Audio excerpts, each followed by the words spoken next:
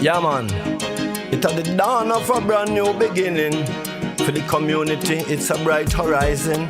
Hey, it is community focus, community focus.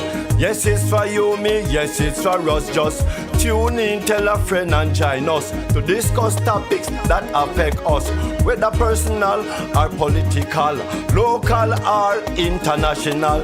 It is a platform for us to build from, so the community can grow to be strong. To the host, Raymond Dugue, Michael Duncan, two of our honorary humanitarian. It's real and it not bogus.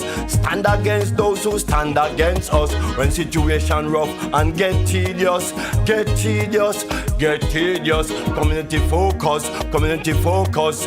Community, yo, we have to adjust. Community focus, community focus. Ask the Almighty, Him will guide us. Community focus, community focus. Live up.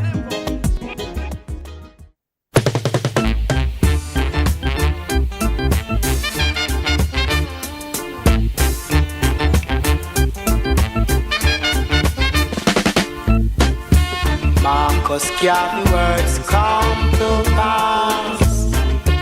Marcus Garvey words come to pass. Can't get no food to eat. Can't get no money to spend. Oh, can't get no food to eat. Can't get no money to spend.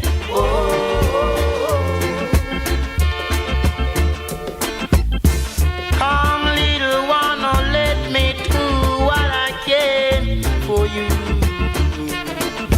and you, hello. Come, little one, come. Oh, let me do what I can for you and you alone.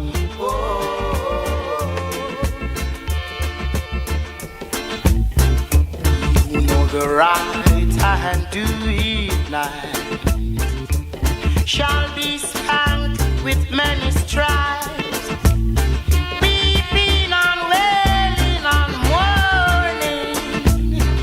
You got yourself to blame. I tell you, the right, the right, the right, the right, the right, the right, the right, the right, the right, the right, the right. I beg you, oh, tell you to do right. Beg you to do right. Oh.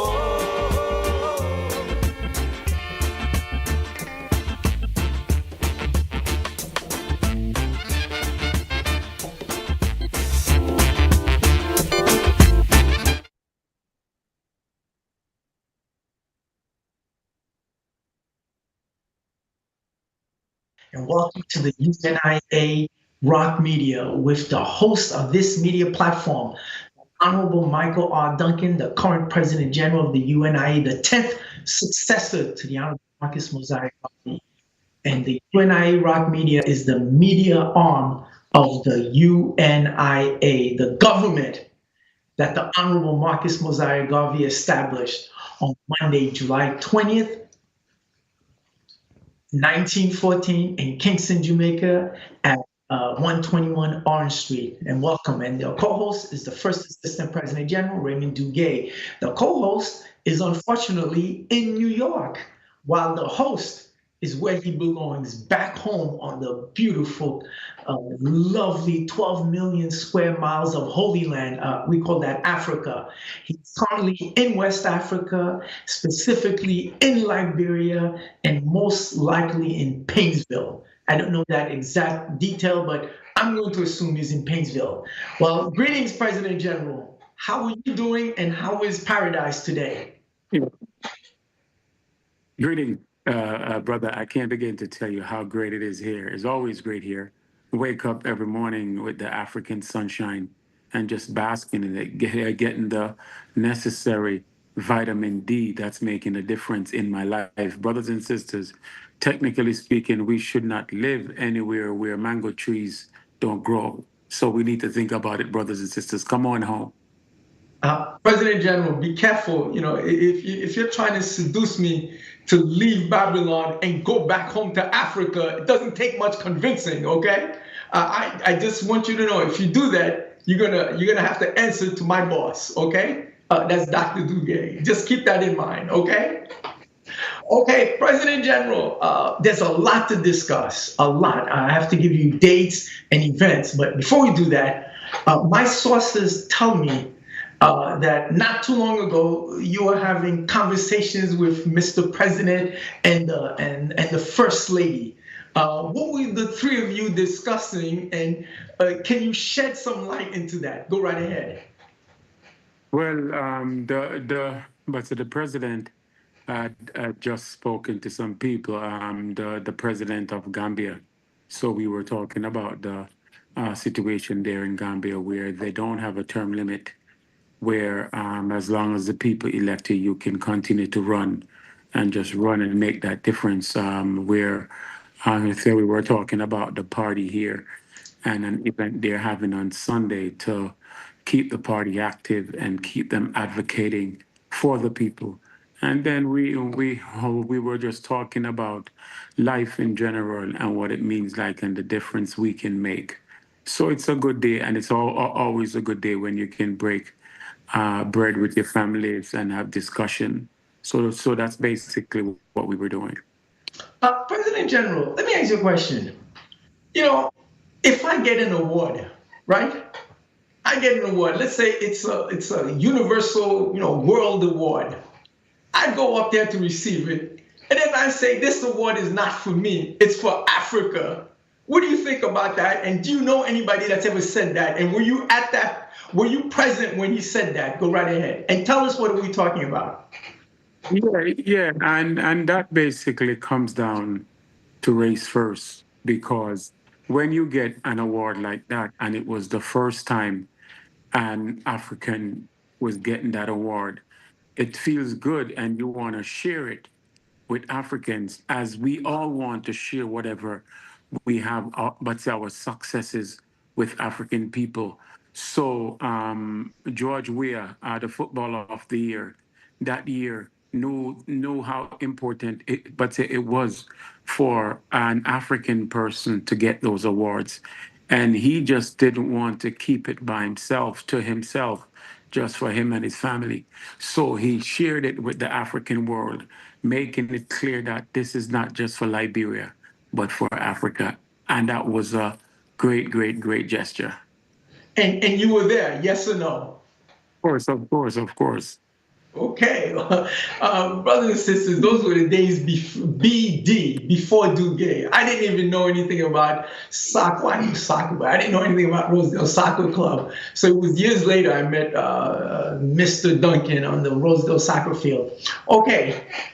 Wait a minute, before you go on, yesterday I met a sister, and she was talking to me, and she was telling me that she met me before, and I wasn't quite sure. I didn't really remember her 100%. But then she said, I met you and your partner. What's his name? What's his name again? And she said, I said, before I could say anything, she said, Raymond. And you were doing the program together. Apparently, she and her husband were here for the inauguration. I don't know if they were trying to establish a hospital or Oh something. yeah, they're from Georgia. Yeah, I Yeah. remember. Yeah, the brother's from he's from Liberia, and the sister, I think she was in the school when President Ware attended school in Florida. That's right. I forgot their names, but yeah, okay. His name is Tony. I can't remember her name, but she remembered clearly. She was asking me for you, and she was telling me to tell you, but say hello, and she was saying how she was impressed with us and so on. And but then it's just an amazing thing. But say no, she was very, very impressed, and I can't begin to tell you. So as soon as she mentioned your name, and it clicked back. to 2018. I said, yes, yes, yes. I remember them clearly. In So fact, we had them on the community focus. yes, yes, yes. That's how it come. I guess she remembered the radio program. Yeah, yeah, yeah. President General, there's a lot to discuss, but you just brought something up. Earlier today, not too long ago, maybe an hour and a half ago, I had a conference call with the division in Toronto, Sister Faith and the executive staff. And we're going over the orientation, like you become the ambassador to the UNIA by being as knowledgeable as possible. So this way you can exude confidence. You can basically convince our people the righteousness of our cause. And then, of course, it was supposed to be 15 minutes, ended up being 42 minutes. We went into the course on African philosophy, why you need to be as best prepared, to be as well dressed. You don't want to be disheveled. President General, are these things important, or did I waste my time? Please answer. No, especially your attire. Um, if you're leading, you have to be dressed at all times because you might just happen to meet a new person that day. And honestly, before people get an opportunity to know you, the substance, what you stand for, who you are, your makeup, they're going to see the way you dress. And if you dress shabbily, most of them won't even give you an extra minute, a second opportunity to find out that you are in fact qualified, you are in fact a great person and can make a difference. So you have to always present yourself President General? in the best of the way you can. Okay, I lost you Yes. for a second.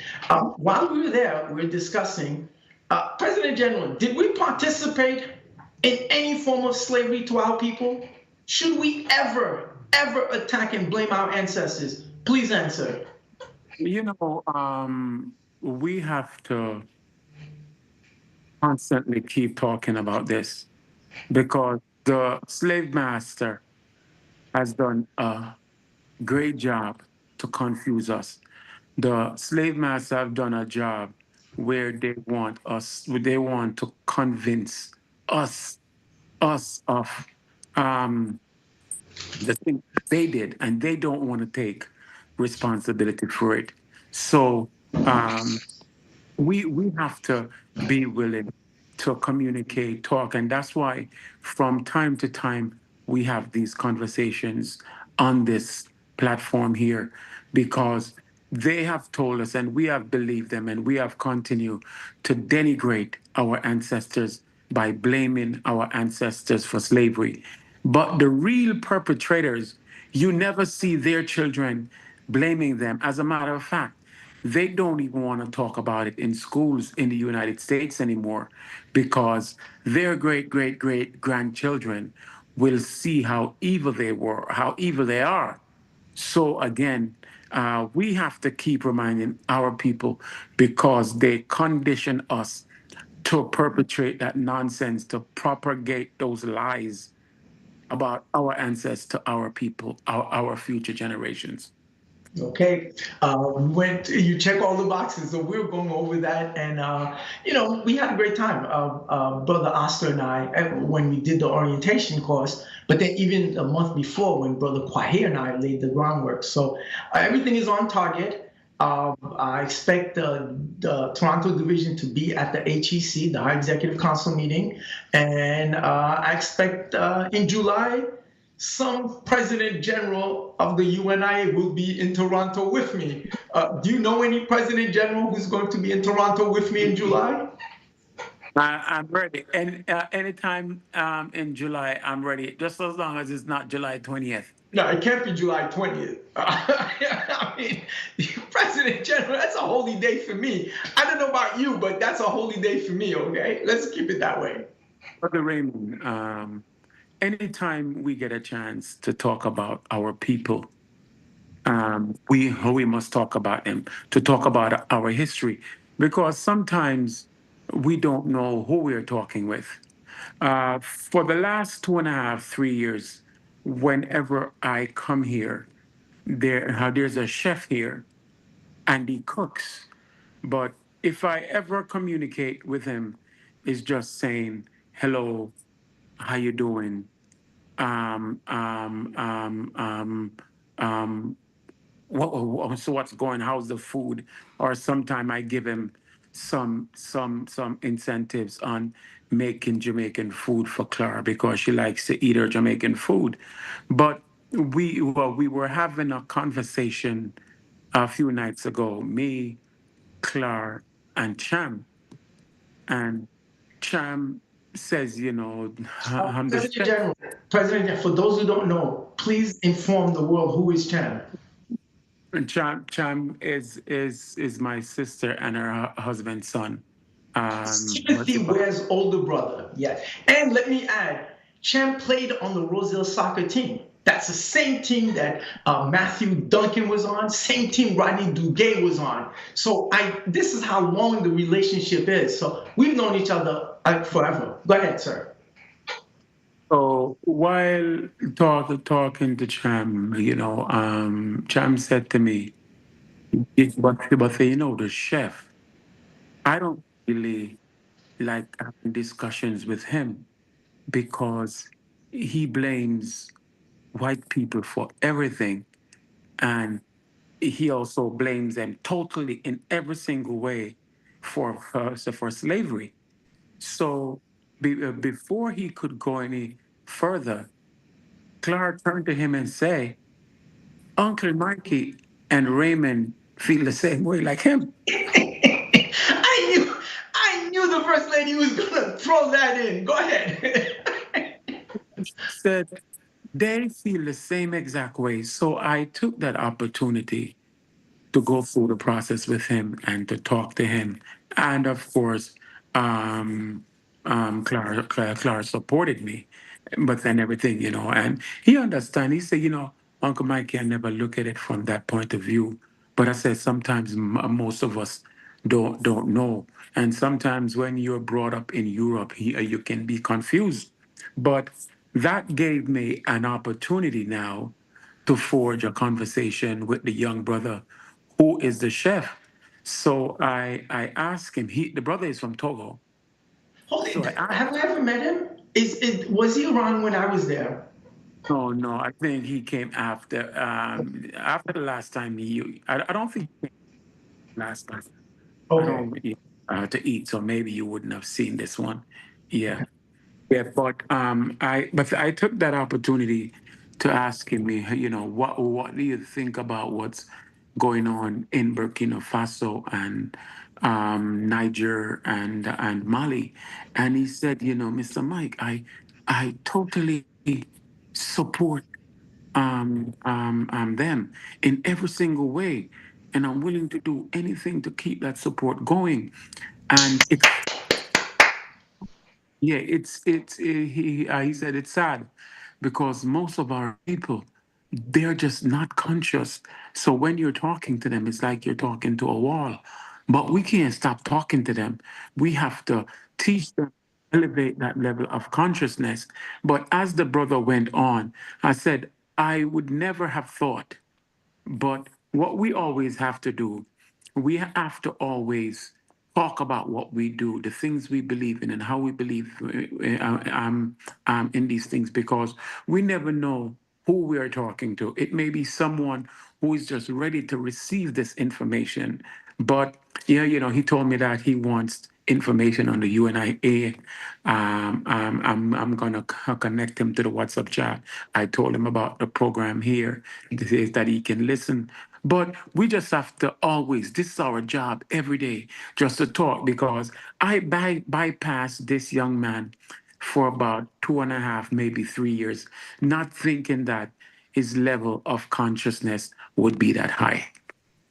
Wow. Okay. Impressive. And this is one of the things that we discussed with the Toronto people tonight is that, you want to be able to speak and be as confident as possible. This is why we do this orientation, so everyone can be an ambassador, everyone can recruit, because At one point, you become the ambassador to the UN, or to the UNIA, excuse me. You're the one that's going to convince your families and friends. So I totally agree. So what's the brother's name? The chef, His name is Kevin. Kevin. You know how I am, PG. Whenever I meet brethren from the continent, I always ask them, "What's your African name, man?" Don't give me that. I always ask them. But I should have done that. Yeah, I always say, "What's your African name?" Come on, I'm already a slave. I need a free name, and it's amazing. And then they always have an African name, and then I start calling them by that, and it's amazing. They don't understand. It's not really for them. It's for me. It's cathartic. It's like I liberate myself when I call an African by that African name. It's like what I want to be at. Like our second assistant president general, brother Ogu Idakoji. Man, I love just the name. I feel like an African just to say that name. Anyway, so that's where we're at. Yeah, brother, I I have to let you know that your president general was in a Lebanese house yesterday. Um, but on Saturday, Clark he were were invited to this gentleman house, and as she told me, she asked me to come, so I said I'll come. Yes, I'll come. But after I told her yes, I'll come, she said, I just got to let you know, my kid, that they're Lebanese. Man, how am I gonna do this? I can't back out now. So but I said, let me go anyway, because the president and my sister asked me.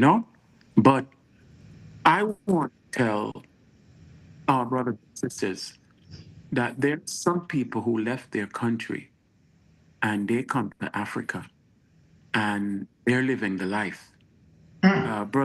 Brother Duge, but I can't begin to tell you about the house, the lawn. It sits on the bay of a river that comes in from the sea, and just everything that these finances. And we're not crazy about those things, but I'm just showing you how um, the person live. And these people, they come to Africa, and they don't have any problem coming to Africa and re-establishing themselves and living the great life. Unfortunately, most of us cannot see the importance, but they came here and they made a difference.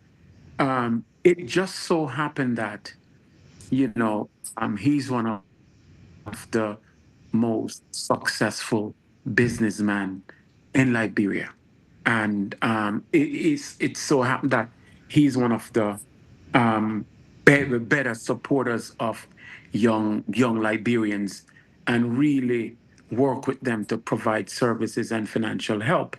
But as he was talking, he said, he's from Lebanon and he came to this country in 1998. And he said he chose to build his home here. And he said every single one of his Lebanese friends thought he was stupid. Why are you building a home here? Um, he went on to tell me that every Lebanese person, they make the money and they took money took let took all their funds to Lebanon.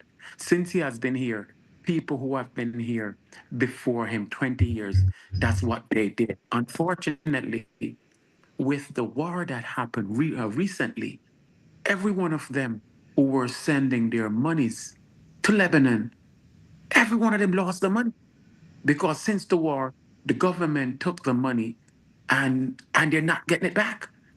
So he's saying that he had to be telling his Lebanese people, why, if you're living here, you got to make it here. But I can understand with them because they're thinking about race first. They're thinking about their countrymen first, not but not Liberia.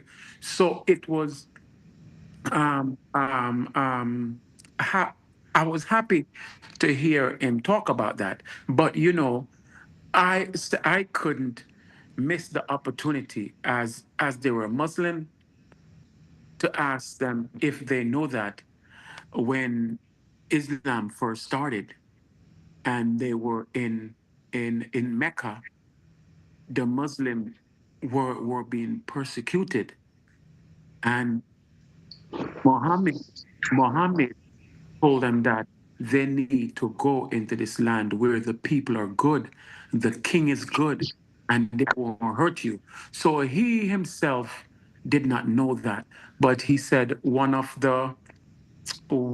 his leaders is going to come by, and I'm sure he will know. So he came by and he spoke about it, and of course agreed. Yes, Islam was taken into Ethiopia, and they were given a chance to survive there.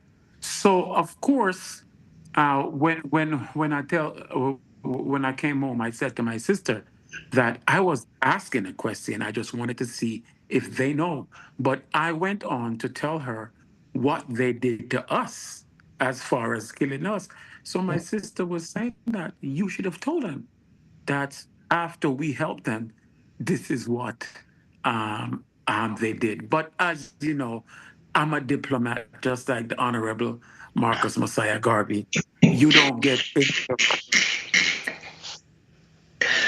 unless what's that? Oh, I was able to prove my point. Just wanted to share that story with you. no, but hold it, President General. You're saying you're a diplomat, but the First Lady is a diplomat, and she said she would have told him that. So, come on, President General. This is a diplomat. She's recognized, the Honorable First Lady Claude Duncan, Claude Duncan Ware. So, she is a diplomat. And look at it. Even the First Lady agrees with the righteousness. Okay. President General, hold on. Did you take the opportunity to mention Ibn Bilal? He was the right hand of the Prophet Muhammad. In fact, he's the one who educates Muhammad. Without Ibn Bilal, there is no Islam. As a matter of fact, the gentleman's name is Bilal, Well, and he is descendant of them. He's a descendant of Muhammad and Bilal. okay, good. And I'm directing this towards the Toronto division. You see why it's always good to be as knowledgeable as possible? You can get any setting and you can just have a conversation. And you form a bond. Now, President General, one question. Did you at any point ask any of these Lebanese people were they supporters of Hezbollah? That's all. Of I mean, course, did you ask of, that? of course. At first, Bilal, I think he wasn't quite sure what my stance were, so he was being a little bit careful. But But his hold wife it. But went on no, to but President General, did you at least mention to him on our show? We did give respect to Sheikh Nasrallah at his funeral. That it was 1.5 million people. we let them know that we don't support tyranny against anyone or against any group. And I asked them how they view Hezbollah, and they view them in a very strong light. He went on to say they're willing to do what the government is unable to do or unwilling to do, but what we're seeing in the media, in the Western media, it's not what's happening. Sometimes they're showing you the children, but sometimes you'll have 10,000 children killed in one or two setting, and they're not promoting that. But again, sometimes it's just good to hear other people's what's their point of view. Okay, man, pretty good, pretty good. Okay. Anyway, President General, today is March 24th. March 24th, 1916. This man by the name of Marcus Mosiah Garvey is going to arrive in the United States, in New York, March 24, 1916. Well, guess what? March 26, 2016, 100th year anniversary, the UNIA in New York, Division 432, put on a show at the Schomburg. So I want to discuss two things, President General, about Mr. Garvey actually coming. That's March 24th, 1916. You know, brothers and sisters, Mr. Garvey got it. You know, the UNIA was growing. It had members. Mr. Garvey, with his personal charisma, could grow the division. But he knew he had to go visit abroad. His plan was to come abroad, do fundraising, and build something similar to the Tuskegee Institute. But when Mr. Garvey arrives in these shores, he sees Black people organized, structured, living in the belly of the beast and making it work. He says, my God, Black people in America, by the virtue of living in constant terrorization, they've used their wherewithal and their intelligence to build. See, everywhere Mr. Garvey had ever been at, we were at the bottom, including here. But all he had been exposed to is colonies. When he gets here and he sees, wow, as evil, as beast-like as these white folks are, Black people have it going on. Mr. Garvey's gonna make that fateful decision. No, I gotta start here. I've gotta build here. Africa is the end goal. But here, the economics, the independent, self-reliant economics is here. Okay, President General, talk to me about Mr. Garvey and coming here, and then talk to me about the show that you put on March 26, 2016 at the Schomburg. Go right ahead. Well, it's the show that we put on because leading up to that show, we had a lot of meetings, we had a lot of presentation, and you took the presentation to another level, brother. So with all the presentations we did prior to the show, people were just gear up, people believed, and people were just ready. But we had to take it to our people so our people can see to know that this is built and based in one God, one aim, destiny, based in Garvey and Garveyism, based in race first. And maybe some people were not believers. Most we made them believers out of us that night and the movement, and know that Garvey and Garveyism were here again and willing to make that difference. So we have been planting these seeds and we're seeing. But yes, Mr. Garvey came here at a time when America desperately needed Mr. Garvey and Garveyism. If nothing more, just to hear that Black is beautiful and your Black skin is not a badge of shame, but a glorious symbol of African greatness. The ancestors had sent him, and he came here, and he delivered. So since he delivered, brothers and sisters, we have to deliver, and we have to continue delivering, making it our job to make the race better, bigger, and stronger. But God and the ancestors them sent Mr. Garvey personally to do this work. There's no way you do that kind of work in this type of environment unless God and the ancestors are walking with you and preventing harm from coming to you. Brothers and sisters, imagine coming into America, Ku Klux Klan land, where Black people were just killed like that prior to Mr. Garvey coming. And Mr. Garvey came here and he wasn't afraid. He wasn't afraid because he understood African spirituality and know that he can get the ancestors to protect him and defend him. Didn't he said, look for me in the whirlwind? Didn't he said, look for me in the storm? Brothers and Look for me all around you. With God's grace, I shall come back and bring with me countless millions of Africans who have died in the Caribbean and West Indies and countless countless millions from Africa to lead you in the fight for freedom, liberty, and life. And don't you forget it, President General, okay? We'll never forget it, brother. We'll never forget it. We'll never forget it. So we're grateful that the ancestors sent the honorable prophet to deliver, and he did.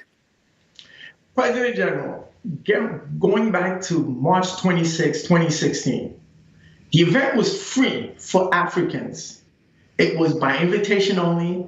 It was an upscale. It was formal attire, everything. But my question to you, did it cost us? Was it free for did Schomburg give it to us free, President General? Yes or no?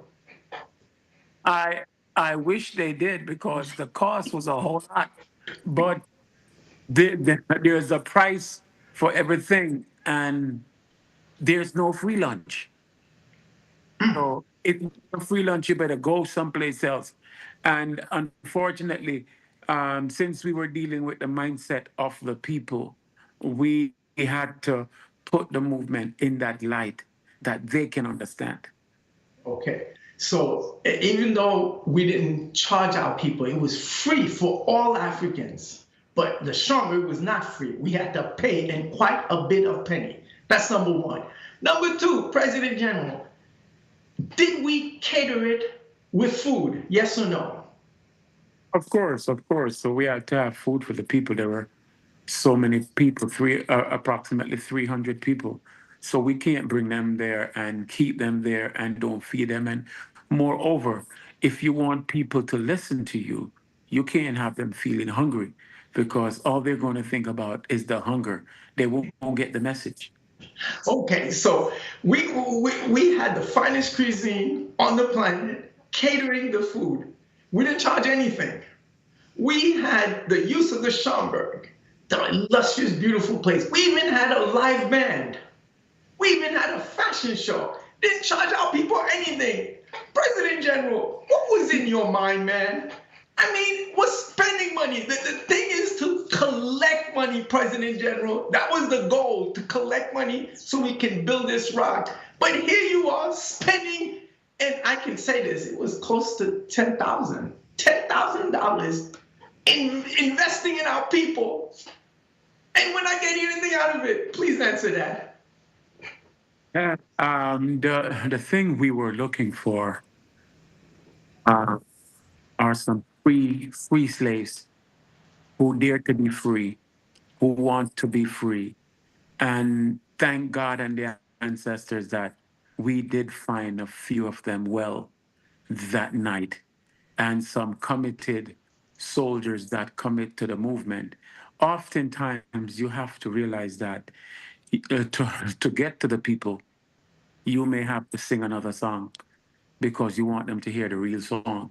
So our objective was to speak to them about the rock, but we had to use something else to bring them out. And they did come out. They did respond. They did invest. They made a difference. Okay, there you have it. March 26, 2016, we're celebrating the 100th anniversary of the arrival of Mr. Garvey in these shores. And we use that as a springboard to introduce the rock. In fact, since January of 2016, we had been promoting this event.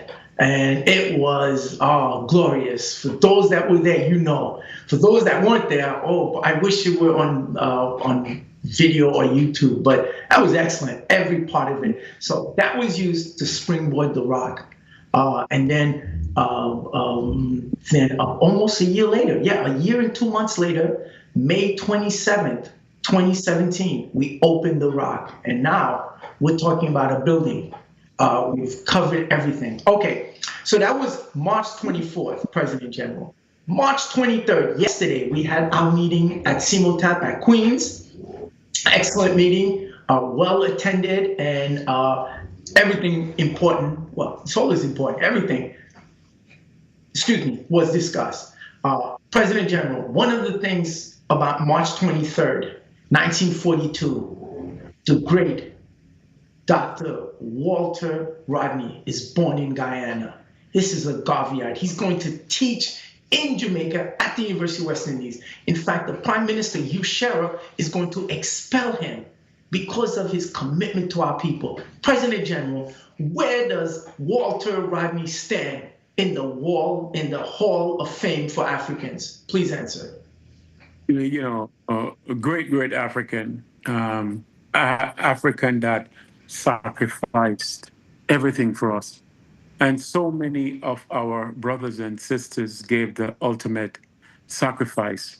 Walter Rodney is one of them, and we salute him to the fullest. He carried on the work of the Honorable Marcus Messiah Garvey. It was people like him, Mr. Garvey, talk about that his cubs will come around. And Mr. Garvey's cubs are still being born today because the movement is necessary more than anything else.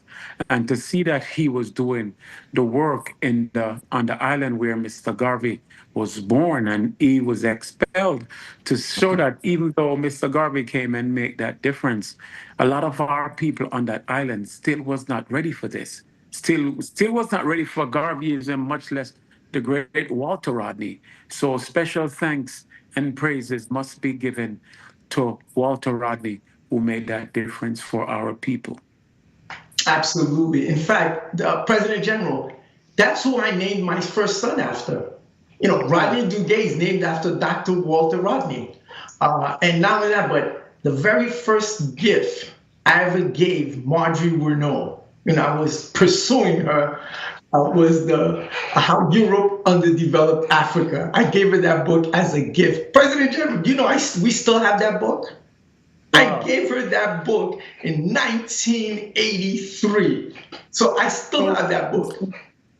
So brother, you're telling me that you gave her a book and not 48 red roses?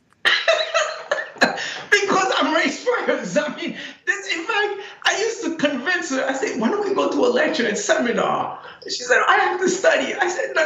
This is Walter Rodney. I mean, that was, why I like that book so much. It's really mathematical. He's got a whole bunch of statistics. And I said, wow.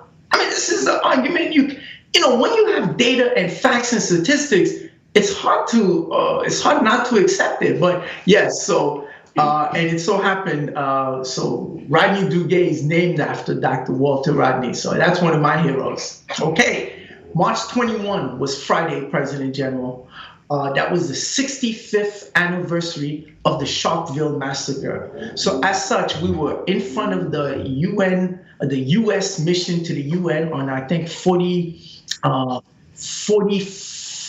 Street and First Avenue, across the street from the UN, denouncing what the U.S. government expelled the South African ambassador for only saying obvious things. Marco Rubio, the Secretary of State, said this is racist. How can he say that? And so they expelled him.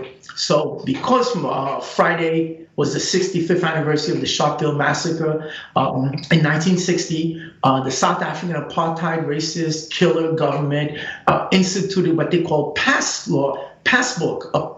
You, being an African in your own country, you had to walk with a passbook to show your identification. Whereas the colonizers, the murderers, the rapists, the pillagers, they were free to walk. And so on March 21, the Africans decided in Sharpeville, in the southern part of South Africa, no, we're not going to accept this. So there was a protest. Get this, President General. There were 5,000 Africans, defenseless, without any arms, just protesting. The South African racist white police come in and just decimate. Without any warning, machine gun, just kill as many Africans as possible. So in South Africa, March 21 is a national holiday. They call it Human Rights Day, but it's a massacre. I mean, President General, can anybody come and defend us and have things changed? Are we free now? Please answer. No, brothers and sisters. We have to be working twice as hard. Freedom is not free anymore. And well, as far as it has never been free for us. So again, the only way we are going to get it is to work for it, is to fight for it, to advocate for it, sacrifice for it, group together, build for it. That's the only way, brothers and sisters. And we have to start by learning for putting our resources together, because since we're not all individually rich, we have to group, invest together, build together, grow together, that we can build and make a better tomorrow for African people the world over. Okay, thank you. President General, my sources indicate to me that you've been spending quite a bit of time at the foundation building the factories from the products from Liberty Farm in Grand Bassa County. My sources also have informed me that a lot of the students have endeared themselves to you, especially a young little girl. What magnetism do you have with these children, sir? Yeah, yeah, when you see these little girls who were brought from orphanages and they're in this environment now, it's just amazing. And I went to visit them the other day, and one of them clung to me. And even when she had to leave to go get a snack, and another little girl was clinging to me, she came back and we moved her, and it's like she said, don't, please don't bother him. But the thing is, the improvement I'm seeing with the children at Clar Hope is really, I since I was listening to the children pray, and they, what's a little 4 year old girl praying for God to protect Clar, for keep her strong, wash her in your blood, and God, make sure you bring more money to her so she can so she can give it to us. Oh, okay then. Well, prayer prayer does work sometimes. Okay. So, President General, go ahead. I'm sorry. On Thursday, um, I've created, where March is the First Lady's birthday, and me seeing what she has done and the sacrifice she has made. It's been a long time since I've seen an individual person make this kind of sacrifice for people. And even though she is my sister, I am totally impressed by her. And since I am the chairman of the board, yes, I'm the chairman of the board at the Clar Hope Foundation. That's why I'm reaching out to each and every one of you to make a difference and sponsor a child, because seeing what Clara has done and the sacrifice she has made is just amazing. So, what we have done, we're having a program this Thursday. I'm the one who is putting the program together, where we're calling it the Founders Day program. Officially, going forward, Founders Day will always be on March 11th, which is Clara's birthday. However, since March 11th is passed already, we're having the program this Thursday. But going forward, every year that will be a holiday in the school, where you will invite people from the country, people from around the world, different schools, and it's just amazing what we can do. So I want to thank Clara for her sacrifice, because building a school like this, building an institution like this, is like having a thousand meetings. Maybe 10,000 meetings. Meetings. So I'm really applauding her and continuing with that.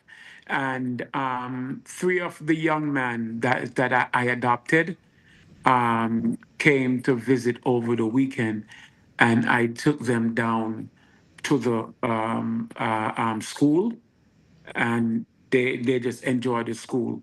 I took them in the back where we're doing the construction, and one of them, Willie, was giving me advice as to what type of fence to put up because of his experiences on Liberty Farm.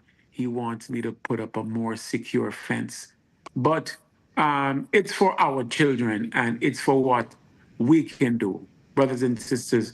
We can make a big difference with African children the world over. Thank you. President General, you just said we can make a world difference to African children. President General, help me out here. And I want you to be as honest to our viewers.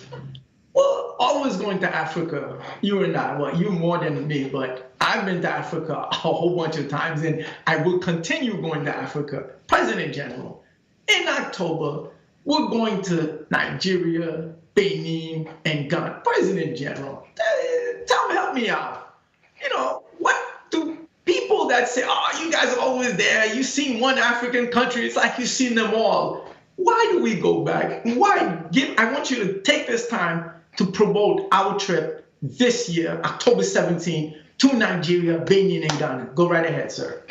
For me personally, I haven't started yet because within the next 5 years, I'm hoping to visit at least every single sub-Saharan African country, African state. The culture is just so wide. Each time we go someplace else, we learn something else about our people. We thought we had seen everything in Ghana, but in going to Kenya and Kenya and Ethiopia, we saw a different temperament. When we went to Senegal and Gambia, we saw something else. We saw the different languages. We learned so many things. Amazing. I was always hearing about jollof rice. And it's not until after going to Senegal we realized that the word jollof came from the language Wolof. And so jollof rice actually originated in Senegal, in the Senegal area. But there's so many things to learn. When we went to Ethiopia, it was amazing to see what's there. Brothers and sisters, that's why so many people are coming to Africa for so many reasons to see all the great things, the so-called wonders of the world are all here. But brothers and sisters, more importantly, we represent a spirit of our ancestors that were taken away. And each and every one of us, we have a responsibility to bring that spirit back home. And every country we have gone, we have seen something else that just amazed us. Brothers and sisters, come on. Okay, there are still spots available for those interested. Please come to Africa with us. Please give me a call, 718-570-7350. Again, 718-570-7350. All of this, we're talking 14 days, October 17th to October 31, 3 different countries, all the hotels, all the lodgings, all the excursions, all of the airfare, and 1 meal per day, all of that. It's not even $5,000.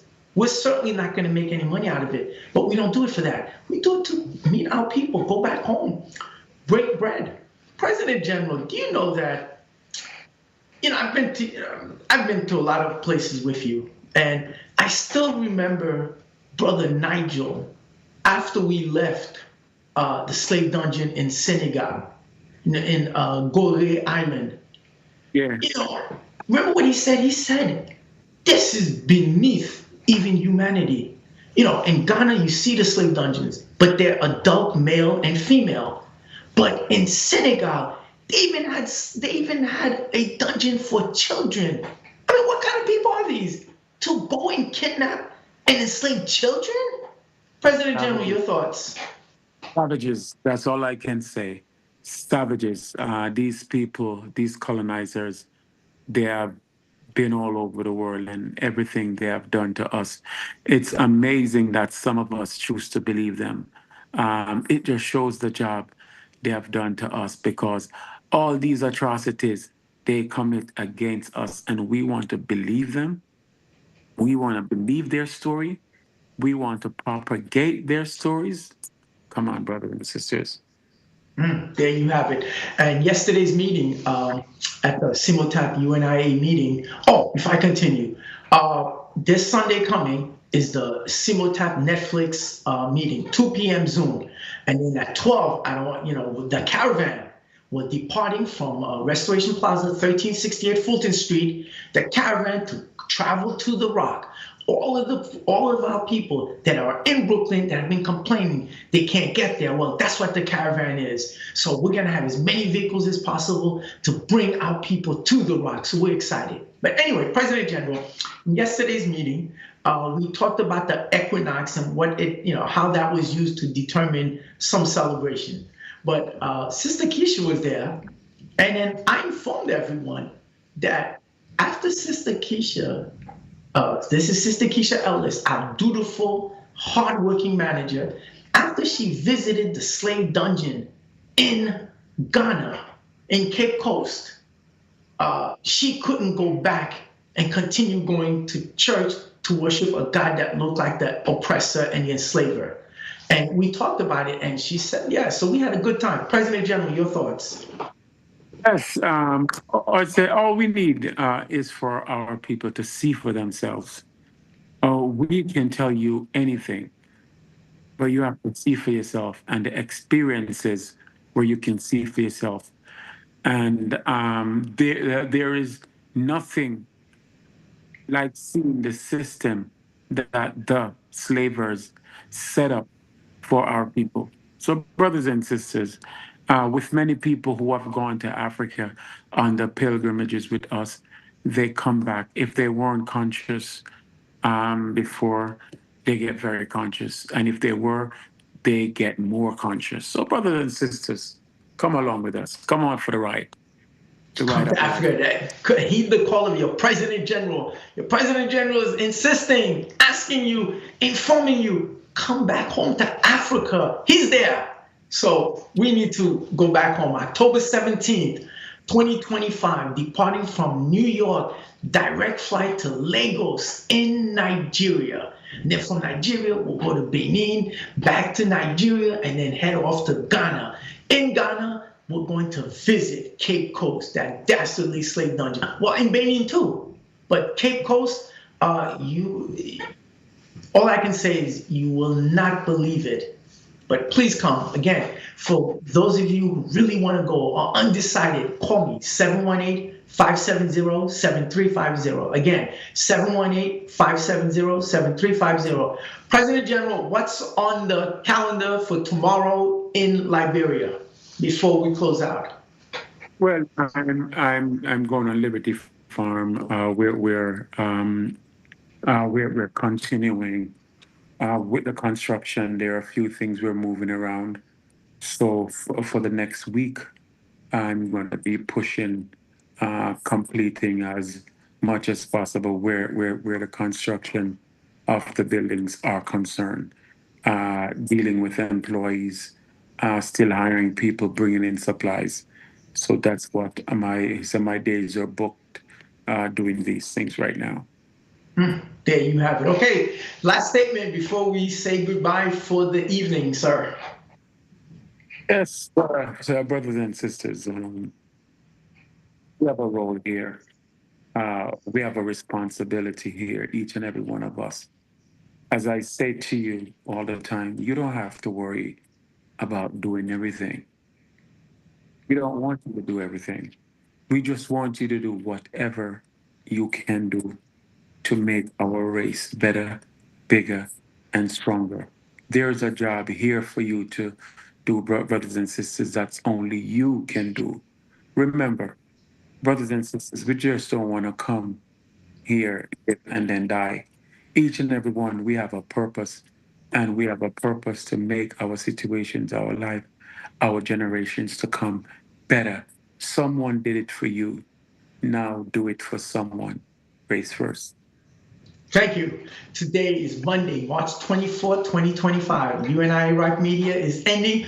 As all of you beautiful Black and noble Africans are watching us, listening to us, please raise your beautiful Black right and noble fist and repeat after me. Africa. Africa. For the Africans. African. Those at home. Those at home.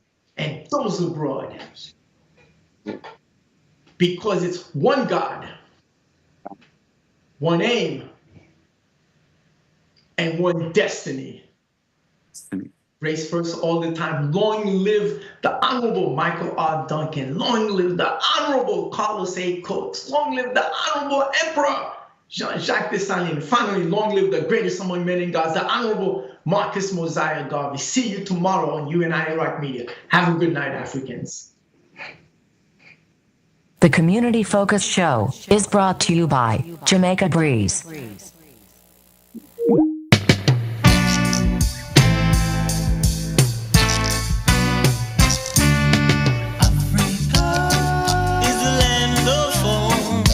Yeah, yeah. Africa is the land where I and I come from. Africa, our father's land, is calling us.